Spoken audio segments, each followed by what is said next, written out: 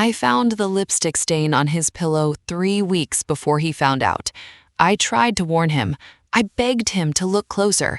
Instead, he called me a liar, threw my apron at my feet, and fired me on the spot. But karma doesn't punch a time clock, and neither did I. If you believe the truth always comes out eventually, hit subscribe and stay with me till the end, because what happened to this family will leave you speechless. My name is Odalys Fenn, and for 6 years, I was the one who kept the Bramwell house breathing. I ironed the shirts, I remembered how everyone liked their coffee, I knew which floorboard creaked outside the master bedroom. I wasn't just staff, I was the quiet heartbeat of that home, or at least that's what I let myself believe. Weldon Bramwell built his fortune from nothing, real estate mostly, and the kind of grit you don't fake. He worked like a man who never forgot what it felt like to have nothing, and maybe that's why he trusted so easily once he finally had everything. He trusted his wife the same way he trusted his own 2 hands. Celine came into his life 4 years ago, all silk dresses and soft laughter, and I watched him fall for her like a man falling into warm water. No fear, no hesitation. I wanted to be happy for him, honestly. In the beginning, I was. But somewhere along the way, I started noticing things, small things, the kind of things you convince yourself don't mean anything, because meaning them would mean trouble.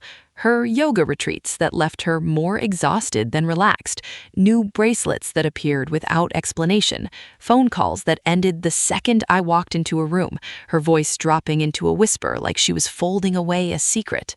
I told myself it wasn't my business. I told myself a lot of things back then, that loyalty meant staying quiet, that a woman like her didn't get to question a woman like her. I had bills. I had a life I couldn't afford to lose over a hunch. So I kept polishing the silverware. I kept smiling at the dinner table. I kept my mouth shut, even when my instincts were screaming. But deep down, in that place where truth sits no matter how hard you try to bury it, I already knew. I just wasn't ready yet to say it out loud, because once you see something like that clearly, you can't unsee it, and once you speak it, you can't take it back. I didn't know then how much that silence would cost me, or how much more it would cost him. It started with a smell. Cologne. Sharp, expensive, and not the one Weldon wore. I found it lingering in the guest room one afternoon while changing the sheets, and my stomach dropped before my mind even caught up. I stood there for a long moment, holding that pillowcase, telling myself it could be anything, a visiting cousin, a business partner staying over, anything but the truth I was already circling. Then came the phone calls. Celine always used to talk freely around the house, laughing loud enough to fill the hallways.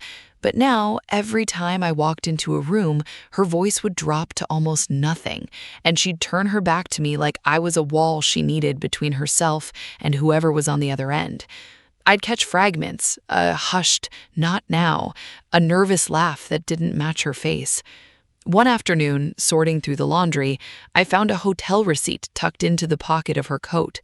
A suite, 2 nights, dated the exact weekend Weldon was away on his Denver trip.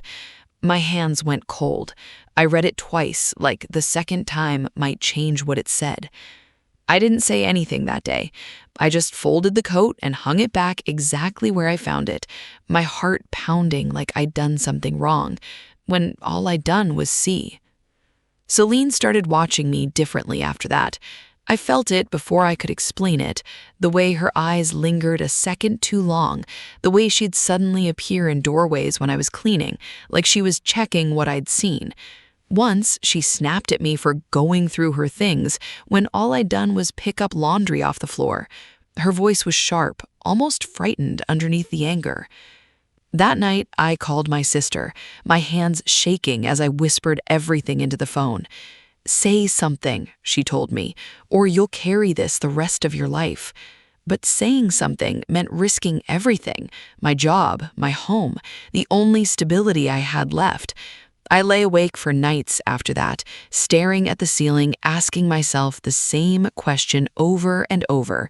Do I stay silent and protect myself, or do I speak up and protect a man who had no idea his whole world was already cracking beneath him? I decided to tell him on a Tuesday evening when the house was quiet and Solene was out. My hands were trembling as I knocked on Weldon's study door. I told myself this was the right thing, the only thing, but my body didn't believe me. It felt like walking towards something I couldn't take back. I sat across from Weldon and I told him everything. The cologne that wasn't his, the whispered calls, the hotel receipt with a date that matched his Denver trip. I kept my voice steady, even as my heart pounded so hard I thought he could hear it too. At first, he just stared at me. Then something in his face changed. Not sadness, not shock, anger. But it wasn't pointed at her, it was pointed at me. "You've been going through her things," he said, his voice rising.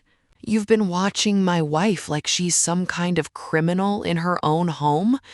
I tried to explain, but he wasn't listening anymore. He stood up so fast the chair scraped against the floor. "Get out," he said. "Get your things and get out of my house." That's when Selene walked in.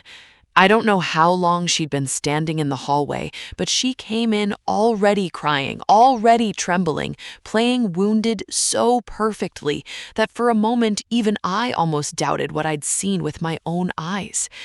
"She's been jealous of me since the day I married him," she said, her voice breaking exactly where it needed to. "She's trying to destroy my marriage." And then she slapped me, right there, in front of Weldon, her palm cracking across my face, so hard my ears rang. I stood frozen, my cheek burning, waiting for him to say something, anything. He said nothing. I packed my bag with shaking hands while Selene watched from the top of the stairs, arms crossed, triumphant. Weldon didn't even walk me out. I stood on the curb outside the house I had cared for 6 years, my belongings at my feet, tears finally falling now that no one was there to see them. "I only wanted to protect him," I whispered to no one. But the street was empty, and so, it felt, was I. The weeks after I left were the hardest of my life. I applied to every agency I could find, but somehow doors kept closing before I even finished introducing myself. It took me a while to understand why. Selene had been busy, telling people I'd been let go for stealing, planting just enough doubt to poison my name in every wealthy household within reach. I sat in my small apartment some nights, staring at unpaid bills, wondering if speaking the truth had been worth losing everything. There were moments I nearly broke completely, moments I told myself I should have just kept my mouth shut and kept my paycheck. It was my nephew, Desmond, who pulled me back from that edge. He was young, sharp with computers in a way I didn't fully understand, and one evening he sat beside me and said, "Aunt Odalys, let me look into her. Just let me look." I told him I didn't want revenge. I meant it, but I also didn't stop him. What he found over the next few days chilled me. Selene wasn't who she claimed to be. Not even her name was real. Years before she ever met Weldon, she'd used a different identity, tangled up in a messy divorce with an inheritance dispute that ended in accusations of manipulation. She'd learned exactly how to do this. I wasn't the first person she'd erased to protect herself. I was just the latest. I didn't want to destroy her out of spite. That was never who I was. But I understood then that Weldon deserved to see the truth clearly, with his own eyes in a way he couldn't twist or deny. So quietly, carefully, I gathered what I could. The hotel receipt I'd once seen, a second one Desmond found buried in old records, and then, almost by accident, a voicemail. Her voice, unmistakable, speaking softly to a man who wasn't her husband, saying things a wife shouldn't say to anyone but the man she married. I held that evidence in my hands for 3 days before I decided what to do with it. Part of me wanted to walk away to protect what little peace I had left. But another part of me, the part that still cared about the man who once trusted me, whispered that some truths are too heavy to carry alone and too important to bury twice. I didn't want my name attached to what I sent. I wasn't trying to be a hero, and I certainly wasn't trying to be cruel. I just wanted the truth to reach him in a way he couldn't argue with, couldn't twist, couldn't blame on jealousy. So I mailed everything, the receipts, the voicemail, all of it, to his lawyer, timed to arrive right before the biggest night of his year, the gala where investors and old friends and everyone who mattered to his business would be gathered under one roof. I heard about what happened after, the way you hear about a storm you weren't standing in but still feel the wind from. His lawyer called him in the middle of the event. I imagine him standing there in his tailored suit, glass in hand, smiling for people who wanted something from him, when his whole world quietly cracked open through a phone pressed to his ear. The man on those recordings, the one Solene had been slipping away to meet, wasn't a stranger. It was Garrick Voss, his own business partner, someone who sat across from him in meetings, shook his hand, called him a friend. Weldon left the gala without explanation and drove straight home. I wasn't there, but I heard how it went from people who were, how Solene tried the same tears that once worked so well on me, the same trembling voice, the same practiced heartbreak. Only this time, he didn't soften. He'd already seen too much to unsee it. He didn't shout at her. That's what surprised people the most. He simply stood there, quiet in a way that must have terrified her more than anger ever could, and told her to pack her things. He told her the car waiting outside wasn't there to take her anywhere she wanted to go. It was there to take her away from everything she'd tried to steal. I didn't feel triumphant when I heard. I felt something quieter, heavier, like a held breath finally let go. I hadn't done this to hurt her.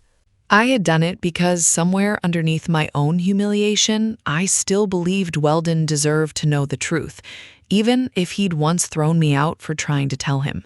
Karma, I realized, doesn't need our anger to do its work. It just needs time and the truth, patiently waiting for its moment. The divorce moved fast once the truth was out in the open. Solene fought hard to keep what she thought she was owed, but the prenup held. And piece by piece, everything she'd built on lies started slipping through her fingers. The friends who once admired her stopped answering her calls. The parties stopped sending invitations. I heard she moved out of state, started over somewhere no one knew her name, or at least not yet. I wasn't thinking about her, though, when I heard a knock on my apartment door one afternoon. I opened it, and there was Weldon, standing in the hallway looking smaller than I remembered him, like the last few months had worn something out of him. He didn't come in right away. He just stood there and said, "I fired the one person who was honest with me." His voice cracked on the last word, and for the first time since I'd known him, I saw him without any armor at all.